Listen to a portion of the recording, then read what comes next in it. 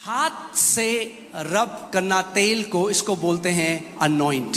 So to rub oil with your hand is what is called to anoint. और इसकी एक बहुत ही आत्मिक सिग्निफिकेंस, इसका एक महत्व है जिसको हम आज सीखेंगे। And it has a very important aspect in the spirit that we will learn today. Amen. To anoint जो है ये एक वर्ब है, यानी क्रिया है। अभिषेक करना एक क्रिया है, it's a verb. ये क्रिया है। जब आप अनॉइंट करते हैं किसी को या परमेश्वर किसी को अनॉइंट करता है, एक क्रिया है। मगर जो अनॉइंटिंग है उसका क्या मतलब है? अभिषेक करना एक क्रिया है, to anoint is a verb, but what does anointing mean? Anointing जो अभिषेक है उसका मतलब क्या है? What does anointing mean?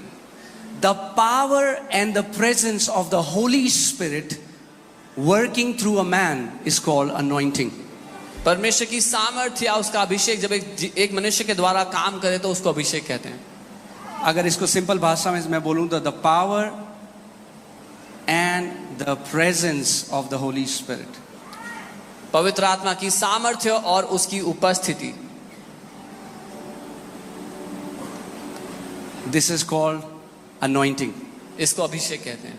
Amen. So anointing परमेश्वर की वो सामर्थ है जो वो इंसान के मिट्टी रूपी बर्तनों के अंदर उड़ेलता है। Anointing is the power of God that He pours into these earthen vessels of human body. Amen. यद्यपि सेम परमेश्वर है, Even though it's the same God, मगर आप देखेंगे कि जो सामर्थ मनुष्य के द्वारा बह रही है वो अलग अलग डिग्री की है। but you will see that the power of God working through different people is of different levels or different degrees. Amen. Anointing को मैं ऐसा भी बोल सकता हूं कि आप समझें कि अनॉइंटिंग इलेक्ट्रिसिटी की तरह है।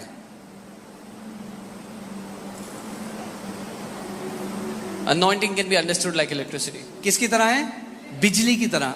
अभिषेक किसकी तरह है? बिजली की तरह। मगर अगर बिजली को आपके घर आना है तो बिजली को एक मीडियम यानी तार की जरूरत होती है। So if electricity has to come into your house, it needs a medium, a connection. Clear है सबको? बिजली ऐसे नहीं करते आपको अपना वॉशिंग मशीन चलाना है तो आप बारिश में बाहर रख देते हैं कि बिजली आएगी तो मेरी वॉशिंग मशीन चल जाएगी। So if you want to run your washing machine, you know, keep it outside, that electricity will fall on it. बिना मीडियम के इलेक्ट्रिसिटी फ्लो नहीं कर सकती। Without a medium, electricity cannot flow. ऐसे ही परमेश्वर की सामर्थ को फ्लो करने के लिए भी एक मीडियम चाहिए होता है, एक पात्र चाहिए होता है, एक बर्तन चाहिए होता है जिसके अंदर वो अपनी सामर्थ को उंडेलता है। This is how the power of God also needs a medium, a vessel through whom God works His power.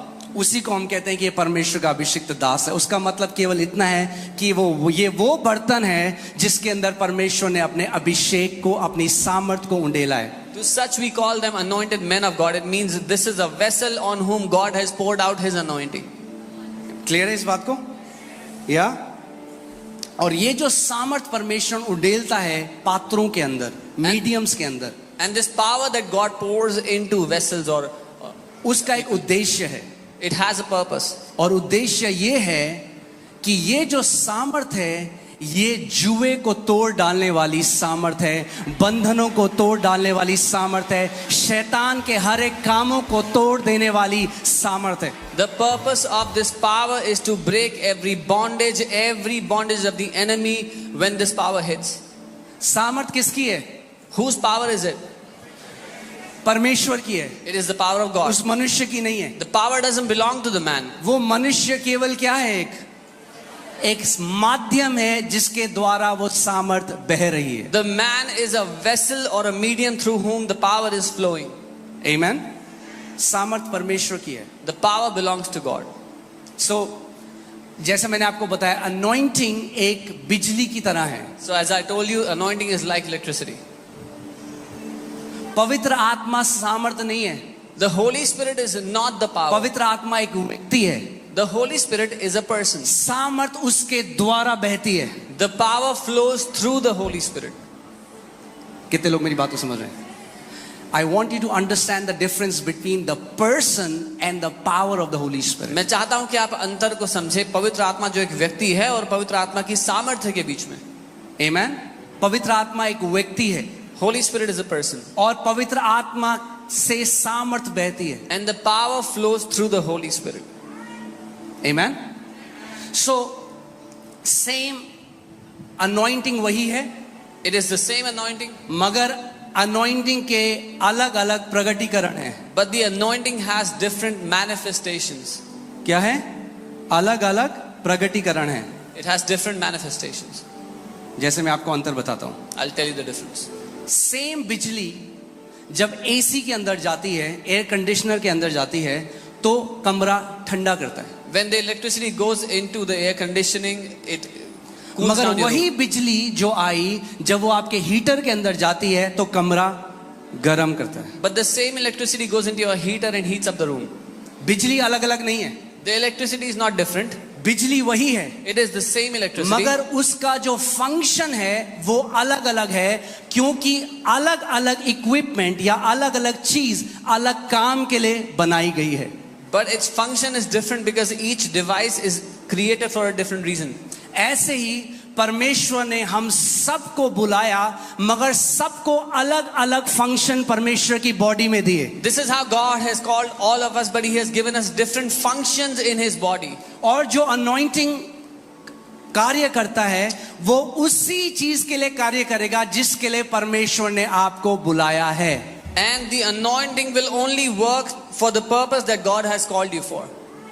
कितने लोगों को क्लियर है जो मैं बोल रहा हूं?